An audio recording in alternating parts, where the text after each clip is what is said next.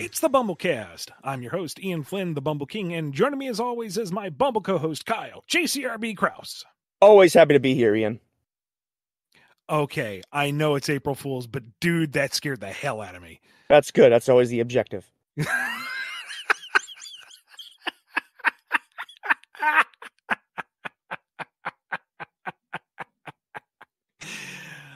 You cannot serve me on the fish market because I swallowed that hook, line, and sinker. It was a long time in the making. Oh, wow. Bravo. Thank you. Bravo. But as much as I'd like to accept your accolades and love, I have a bunch of questions in front of me that I need to read to you. You do realize this is going to be going live well after April Fool's Day. 2 days. Okay. And I'm fine with it. If Murder of Sonic the Hedgehog can come out a day before, we can do ours 2 days after. We certainly can. And what a lovely day to be alive, with Sonic being dead.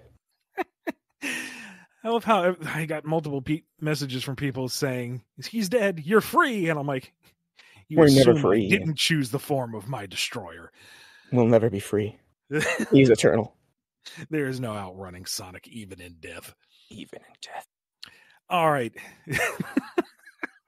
Let's get the show on the road with priority questions from our patrons over at patreon.com/BumbleKast, Ko-fi.com/BumbleKast, and our YouTube members. Alrighty. This first question comes from Alan Kid 10. Remember in the Archie comics when Sally was roboticized, becoming Mecha Sally? What would the story be like if Sonic was roboticized instead of Sally? That'd be Mecha Madness 2.0, really. Oh, yeah.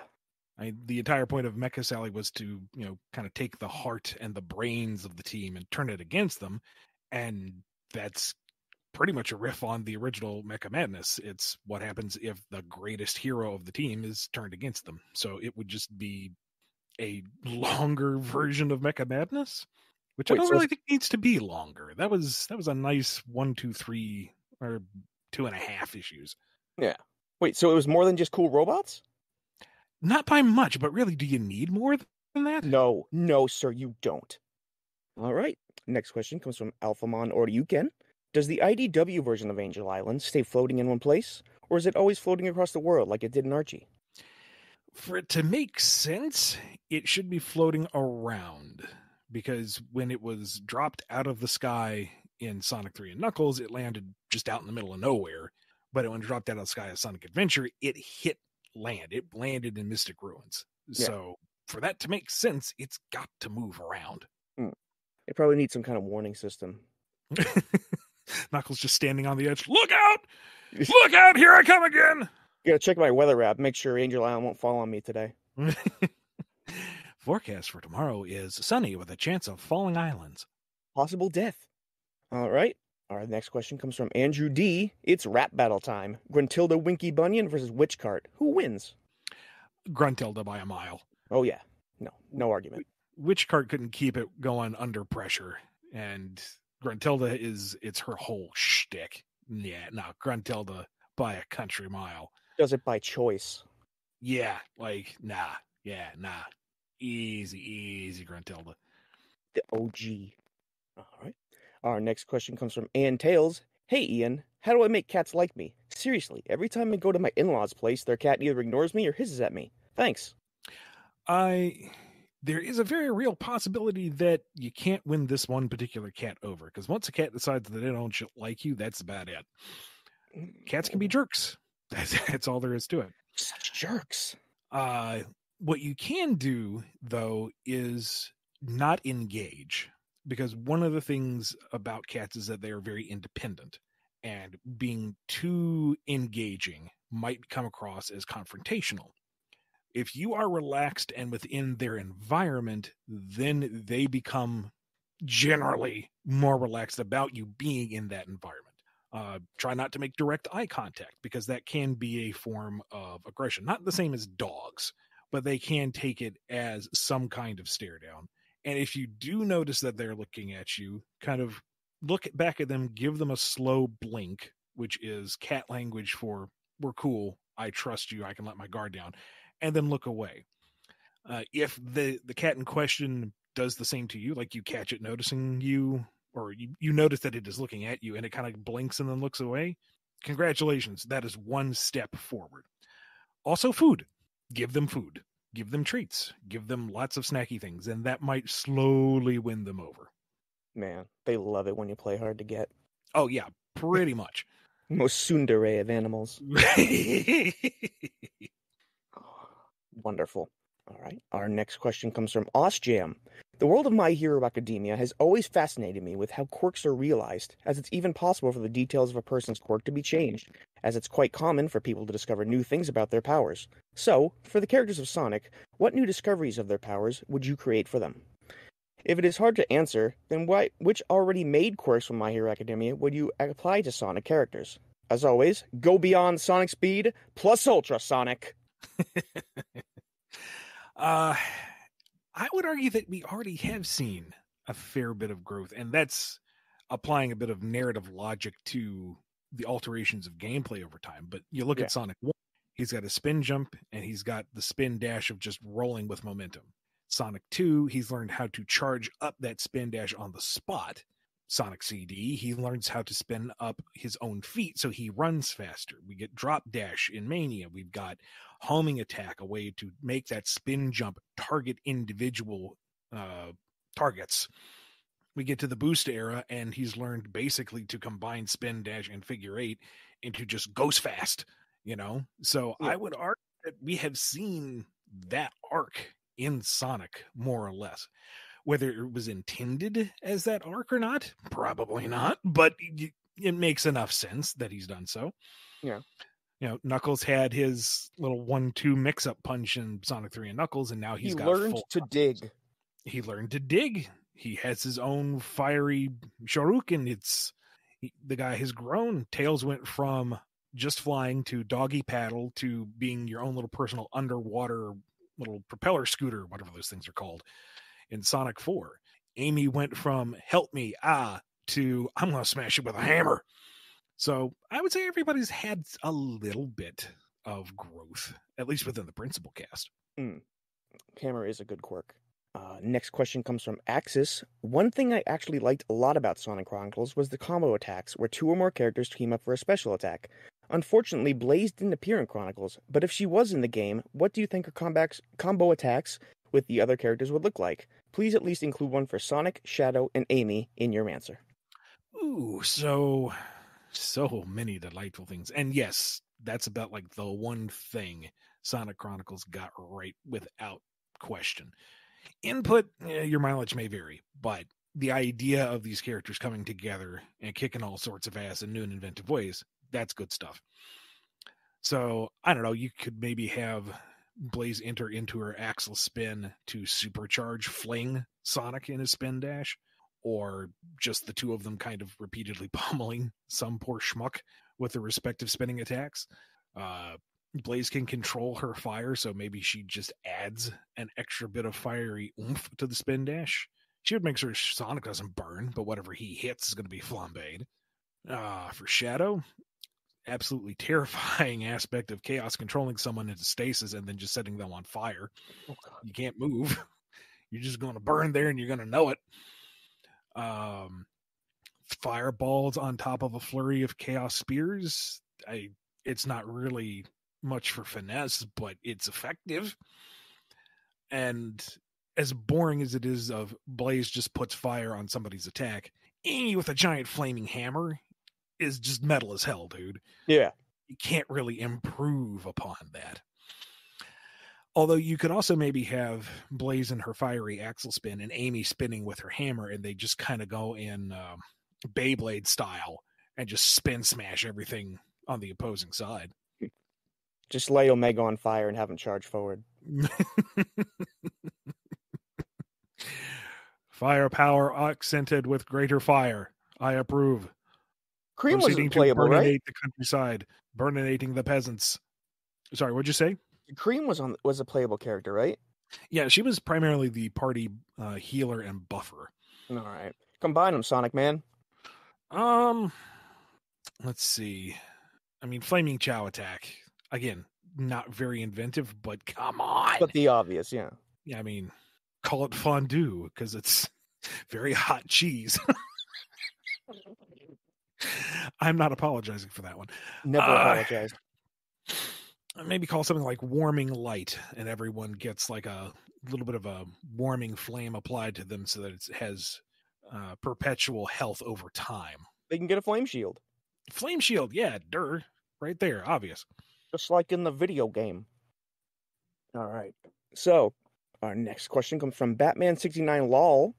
What if a time traveler stepped on a bug and created a new timeline where Tails and Knuckles' roles were switched?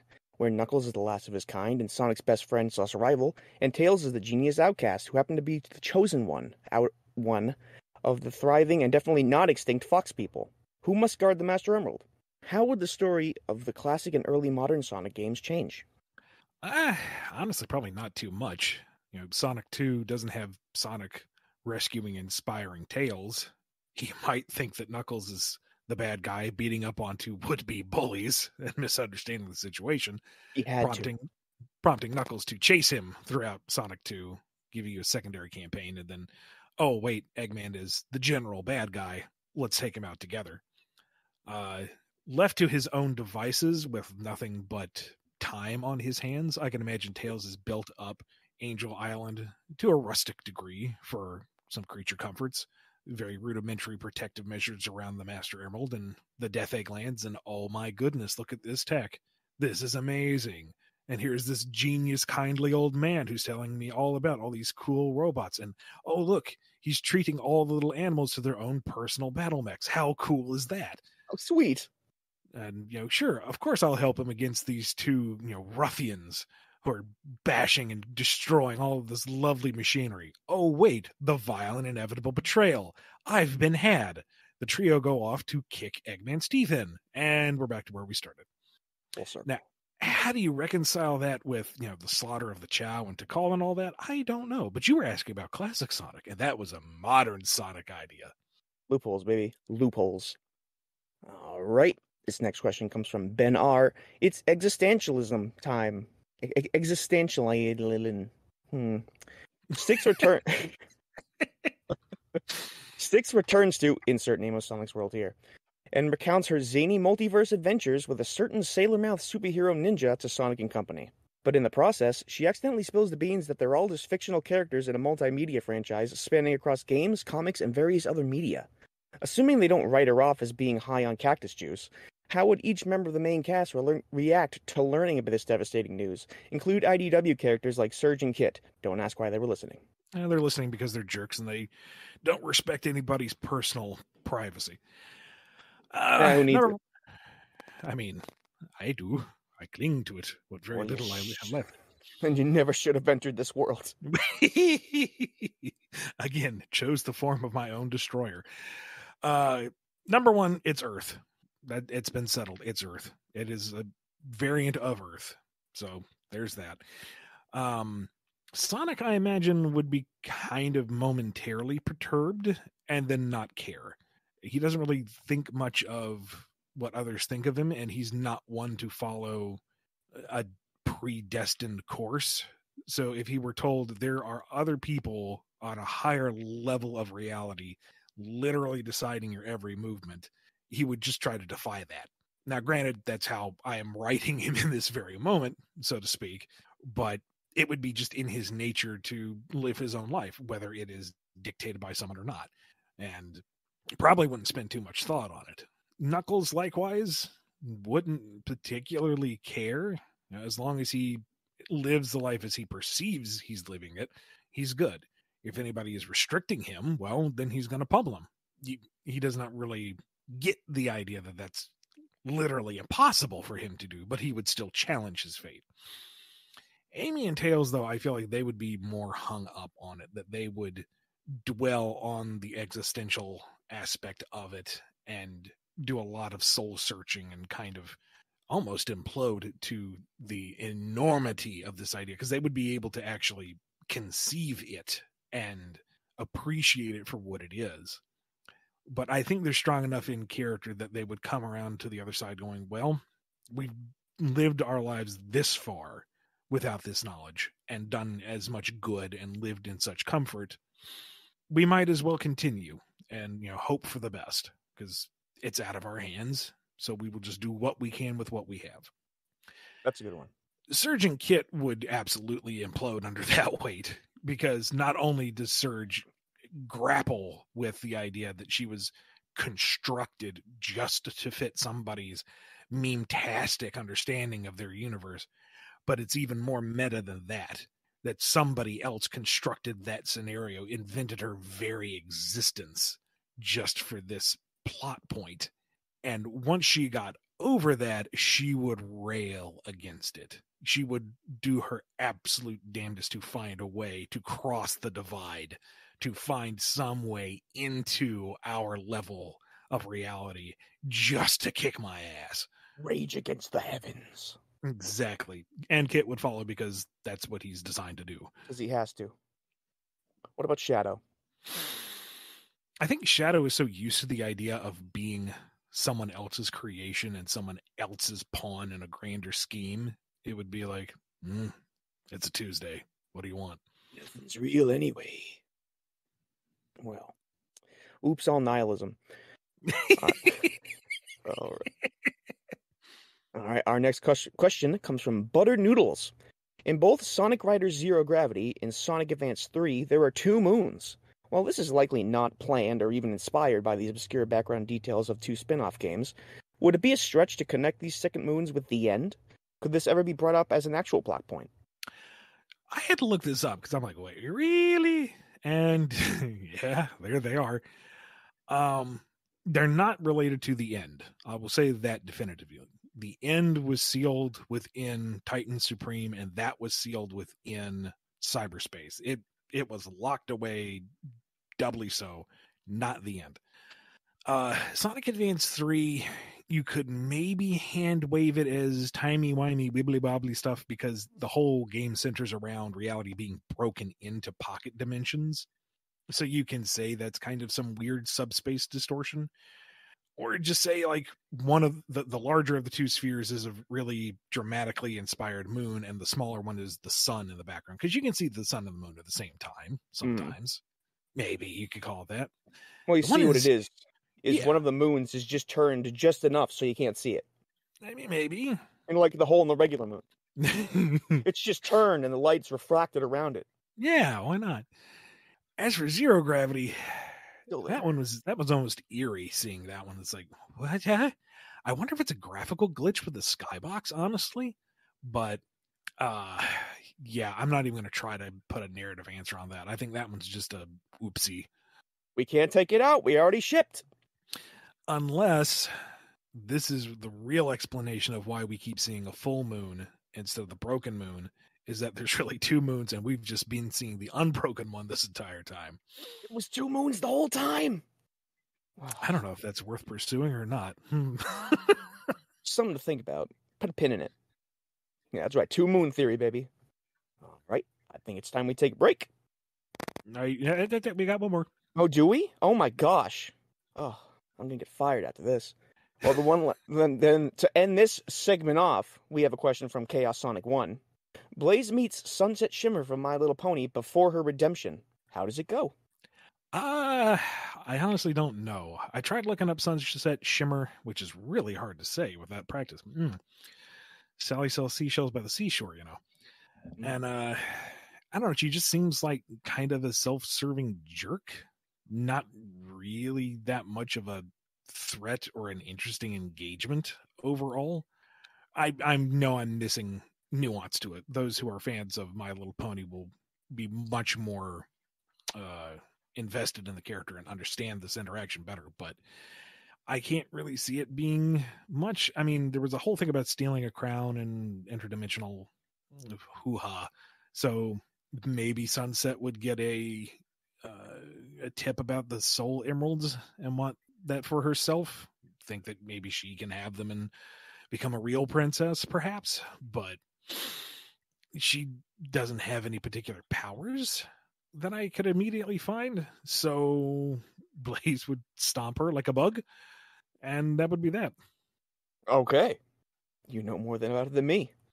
And there are those out there that know far more than I, so if I got that completely wrong, please comment below and let me know how ignorant I am. Do it. All right, now we can take a break. Thank God.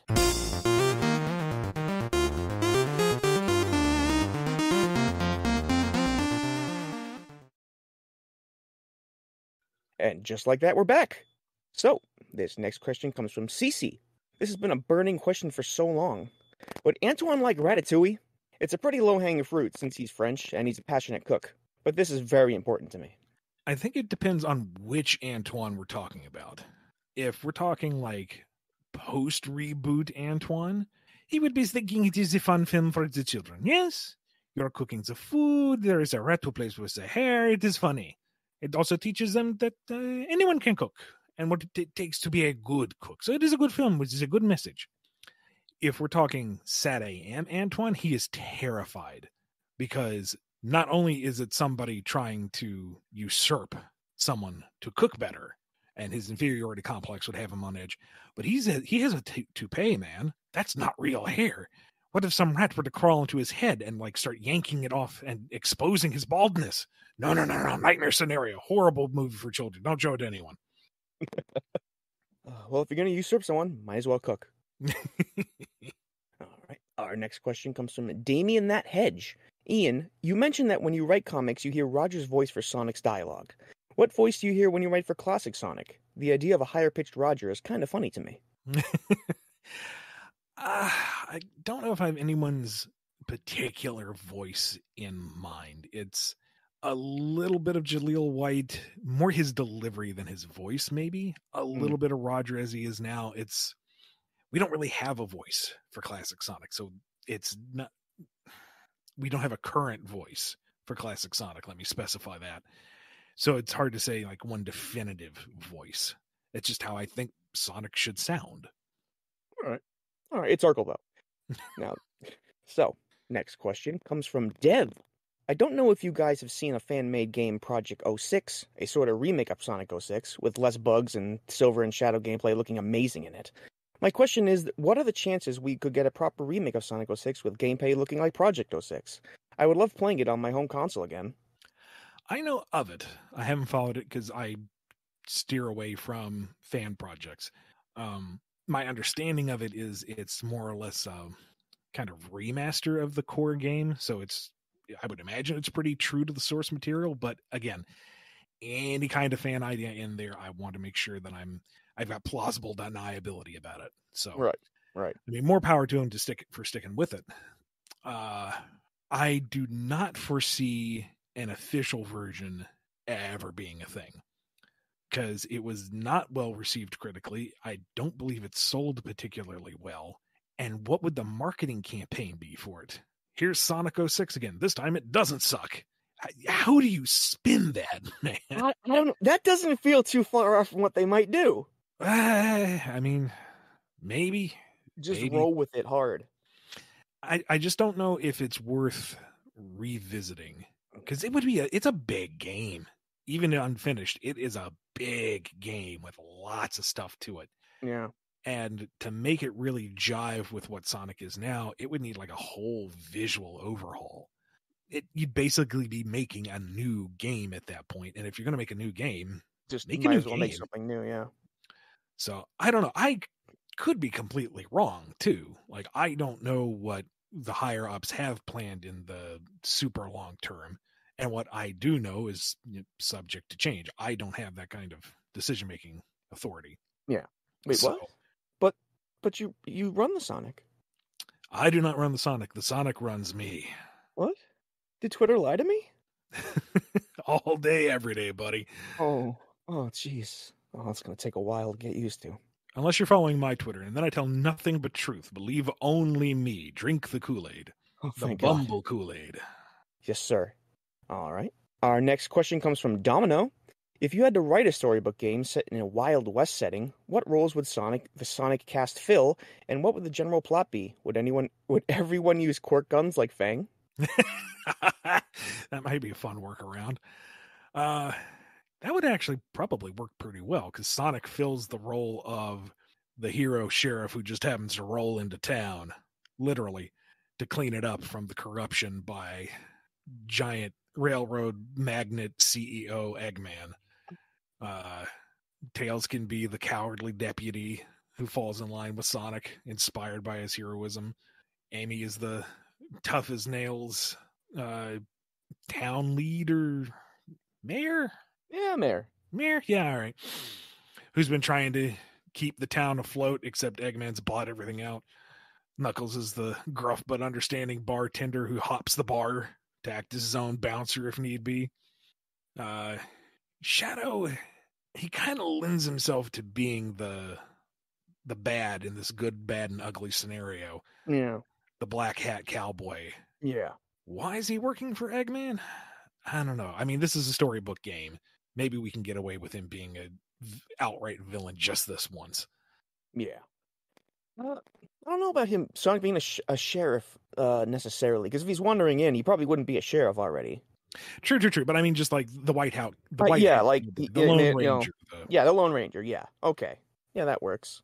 Rouge is the madam. Oh, of course. And it works out. Synergy with Knuckles. There we go. Yeah. Saving those ships, people.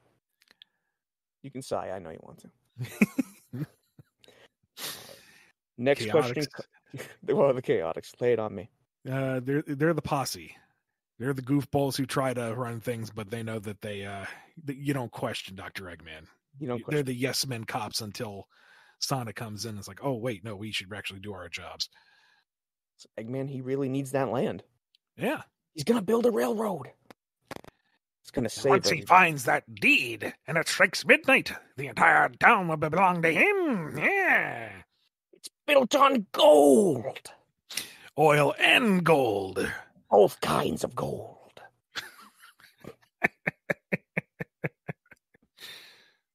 Okay. For real, the next question is from Dove. Surge and Kit decide to have a night in. With nothing else to do, Kit asks to watch some cartoons. Surge says whatever. They start watching Disney animated films, during which film does Surge finally give up, pretending to be bored, and start singing along? Which song breaks her facade?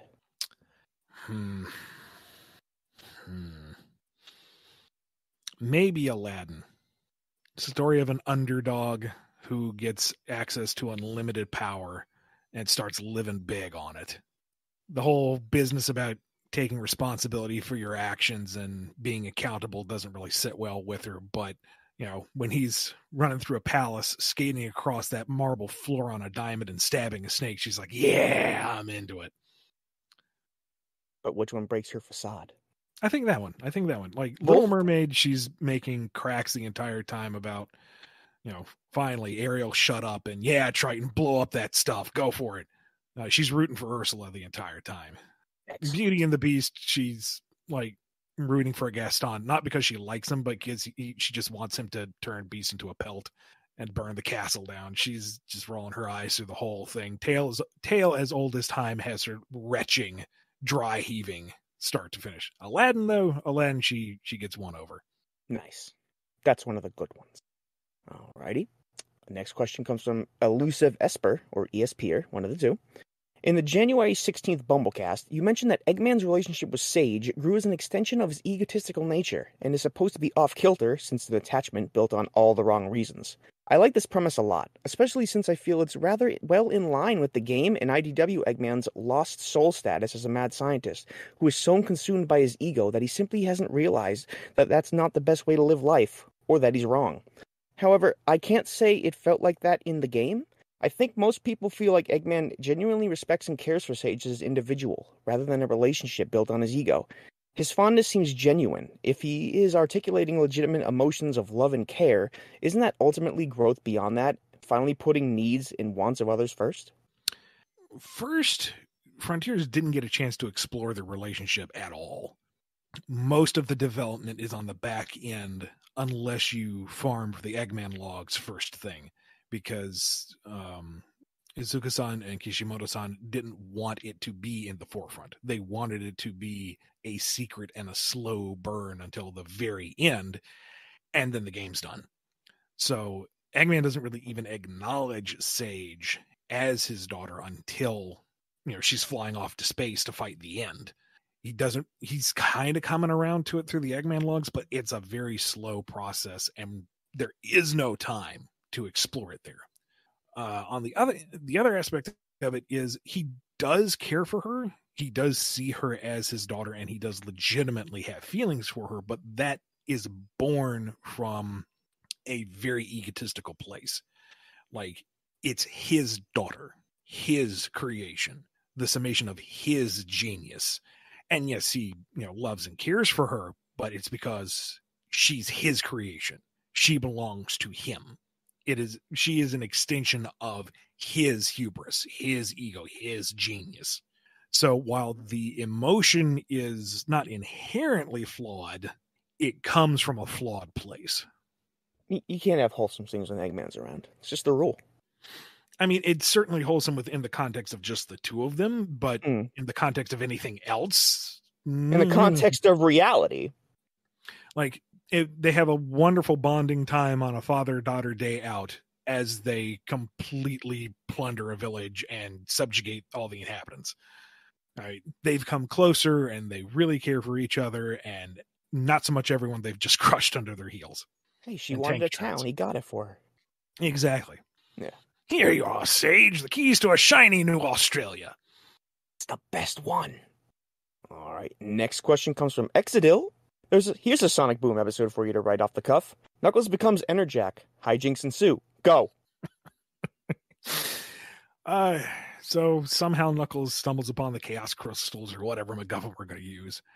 He gets phenomenal godly power. He becomes Enerjack, and all that's changed is his wardrobe. Like, he is exactly the same. He comes wandering back and down, and Sonic kind of looks up and down. More sports tape? No, I think these are like bandages. All right, cool. Want to go to Medburger? No, but okay. Is there anything else to eat around here? And he's, accidentally knocking over mountains and transmutating things in front of him, maybe teleporting because he forgot his keys back home. Keys to what? Doesn't matter. He forgot the keys. And just having all this obscene power and not utilizing it in the slightest.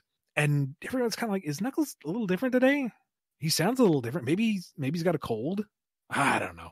And just completely play it like that. All right. He's just causing a bunch of minor inconveniences for himself. It's beautiful. Styx is the only one who realizes something is up and assumes that everyone's brainwashed. But there's nothing really malcontent going on. So eventually she comes around to the idea that Knuckles has not really turned into an evil god. Okay, well, it's a waste of a perfectly good mask and costume, but all right. It could be worse. Knuckles, did you realize you became a godly figure? I thought I did a little something different today. That's neat. Like, you kind of, rearranged the coastline by accident. Oh, my bad. Changes it back. You probably should put that away before it causes more trouble. You think? All right, lets the power go. It vanishes into the ether. It's gone. It's just gone. But he liked the hat while he had it. Alrighty. The next question comes from Goober Broadcast. Eggman officially became Mr. Tinker in IDW, Witchguard became a nice granny, and Starline found a passion for musical theater! So now, how would an amnesic battle cuckoo go? He settles the battle fortress into the water as an actual island, moves everybody off it, and starts a gigantic bee colony restoration field. Flowering trees, acres of pollinating flowers, and the entire cuckoo armada is devoted to beekeeping and flower keeping for the betterment of the whole world. Oh, he can moonlight as a Chirpendale. Yes, he can. Yes, with a body like that, who wouldn't? Well, I mean, if you can stomp around in heels like that, I mean, it's clearly a talent. He's working it. All right. He's working it. Our next question comes from Happy Times. In Mega Man 55, the page representing the ZX games shows all four protagonists, with Vent having the X-Buster and Ale the Z-Saber. If you had ever gotten to cover that period, would that mean Vent would have been given Model X and Ale Model Z? Who would get to use the Model ZX form? And between Gray and Ash, who would have gotten Model A? I don't know, to be perfectly honest. Once we got to the ZX and Advent era, to sum up those games in a single page is nigh impossible. So that one particular page was meant more as an homage to the era rather than be indicative of any particular plot point or plot line. I did not have those mapped out by that point. I had figured out where we were going with Classic, and I knew what I wanted to do with X in a lot of ways. Yeah. But Zero wasn't even really approached yet, even though it does have a nice, concise story to follow. And ZX not even close. It's just so far out. Yeah. Now, it had a nice storyline, too. So figuring out, which story path to acknowledge in which way and, how to make it all cohesive as one story would have been a fun challenge. But we had not remotely gotten there yet. So it was more of a point of giving a nod to the major elements in that page to say, yes, this is part of the legacy. And wouldn't it have been neat if we had gotten here? Yeah. Sometimes that's all you can do. Alrighty, which means we've come on to our final question for this episode. Illegal Chow Fights asks, during Sonic Adventure 1, Chaos seemed to be under the assumption that he's the last of the Chow. Sonic Frontier's prologue, Divergence, shows that there are Chow in Sky Sanctuary, which is very awesome. This seems like it could conflict, though, because if there were Chow on Angel Island during Sonic Adventure 1, then how would Chaos not see that they are still Chow? Did the Chow only move back to Angel Island after/during the events of Sonic Adventure 1? Are they only in Sky Sanctuary? Or is there some other explanation? Well, Chaos, from his point of view, saw the Chow slaughtered by, I can never do this right, Pachacamac? The Knuckles tribe. Yeah. Went perfect Chaos, started drowning everybody, and then got sealed in the Master Emerald by Tikal. That's it. That's as far as his perception went. So as far as he knew, yes, the Chow were dead. There's Chow around when he came out. Well, that's because Eggman flew up, blew open the Master Emerald, and said, hey, Chaos, come with me, and they left. Yeah, they didn't really stick around. So he wouldn't know. Yeah. Like, he didn't get a chance to explore the island. He didn't get a chance to see anything else. It was Eggman saying, hey, buddy, you want some revenge? And Chaos is like, okay. Oop. Yeah. So had Chaos been freed under different circumstances, had he been able to wander and look around and see that Chow do flourish in the world still, it would be different. But he didn't get a chance to be educated in that way. Well, there you go. And that's going to wrap us up for this edition of the BumbleKast. But before we go, we need to give a big thank you to all our patrons over at patreon.com/BumbleKast, Ko-fi.com/BumbleKast, and our YouTube members who make this show possible. Big thank you to Daniel H., Jennifer R., James K., John B., Robotnik Home, Sam Cybercat, Samuel P., Torchbound, Mike B., Andrew D., Dave M., Salute Your Cat, J. Frost, Coupling Crew 128, Noni, Dois Dizdin, Hero of Light 13, Professor Scruffy Matt, Chris A., Sony, Triforce Riku, John M., Sonic, Scurvy Pirate Hog, Jib, Ben Wolfsbane, Lisa M., Lee H.K., Invade Turbo Tunis, Arc Fighter, Chevelle, Stardust Spectre, Axis, Twilord, Xanderoni the Painter, Z Broadcast, Chaos Sonic 1, Starlight Sec, Tick Tick, Jonathan D., The Discayan, Ink Things, Jolene B., The Name is X, Cameron H., Solaire Stain, Nemric Godzilla, Nondal, Ava Arctic Dove, Just a Mountain Soul, Justin S., Nova Polyduo, Dadler the Dalek, Alex G.S., Joshua S., Sonic Legacy, Jennifer H., Pedanti Cat, Les, Red the Supernamic, Alphamon or Yukin, Chad Omega Watt, Jack the Animator, Wildcard 717, Mancher, Red Jay the Redneck of the Stars and Tails, Angela V, DeRusseville, Nabius, Genzel, Preston M, Indabin, Sammy S, Noah M, Miguel G, Kujiro Highwind, Awesome Cakester, Supersonic Fan, Miles the Prower, Navari, Exidel, Agent Kaz, Radry, Sonic 84, Puppy the Scholar, Chase Else, 4 Sonic Fan, Tetsuya the Wise, Rhythm Raccoon, Domino AU, Wheelie Doe, Sandra BH, Pigdan 20, The Marble Gardener, Aiden S, Ozjam, Shimmy M, Curly Quills, Smiley 21, Inzephyr, Sterling Sonic, Philip is Cold, Congo, Wind Skull, Supernova, Superior Pizza, Sonic Padge, The Thievius, Subliminal, Gino the Puppet, Miggy Sawdust, Planet Breezy, Thickoff Crooker, Vlad, E200 Paragon, Razor the Crucified Devil, Loop De Loop, Omega Man 21, Dominic the Raccoon, Lemur Chicken, Hannah W, Venus, Bleeding Thumbs 97, Luke R, Unity, Kedrian, Lori L, Jason G, Cody G, Michael P, Nils, Illegal Shall Fights, Zaylock, Miss Nazumi, SP, My Fish Eats Rocks, The ID Card, Philip C, Jonathan F, Hip Kid Brick, Levi C, Amazing, Samoth S, Ed Air, OK Cheesestick, Adrian W, Nebula Noob, Lacey M, Lucky Lychee, Spiral, Knuckle Sandwich 87, Tetsu Knife, Raccoon Shinobi, Normal Person, Marcy H, Caswell, Seator Pajaro Assassinato El Pajaro Gigante Queen Assassina, Jalel C, Morless, Pickley Pack, M Bluet, Native Nerd 27, Miles Full Prower, Cool Christy 1, Ultra Guy, Crabo, Slato 02, Noob 600, Sonic Mania 2099, Hadrons, Paley, Ashter, Tenderheart Fawn, Alejandro 333777, Liam B, Mr. M Turbo, Luce, Rocco D, Sheen, Noah I, Emmy, Quazel J, Guts, Jihan S, Snowpair, Florian, The Man of Multimedia, Foofy93, Mr. Snippy, Call Me Ryan, All Peachy, Jamal S, Wheels 282 Hedgehog, Meta Mode, Frost the Hobbadon, Denny the Light, Butter Noodles, Miles Power D, El Technopada, True Sonic Digilab 79, Razor, Sunblister 16, Travis H, Debian, That Hedge, Rocco Damani, Scourge Time, and The Biggest Bird. Wow, that's a lot. Over 200 names. Are you okay? All of them appreciated. Alrighty then. Well, that's it for this episode. Yeah, thank you, Kyle, for navigating as you always have. Yeah, that's me. Anything you want to plug or mention before we wrap it up? No. Alrighty then. This has been a very fun episode of the BumbleKast. Be good to yourselves. Be good to each other. And we will see you next time on the BumbleKast. And keep on bumbling. I remember that. You've been listening to the BumbleKast, a co-production of Bumble King Comics and the KNGI Network. Original theme music composed by Ken Coda Snyder. Remixed intro version by T. Lopes. Find out more information, as well as the podcast feed links, MP3 downloads, and more at bumbleking.com and kngi.org.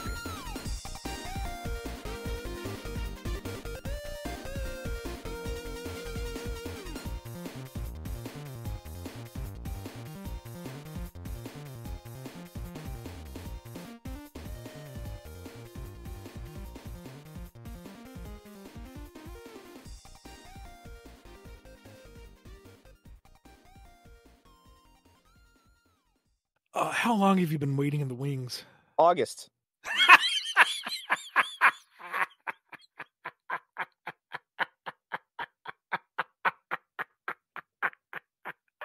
Roughly.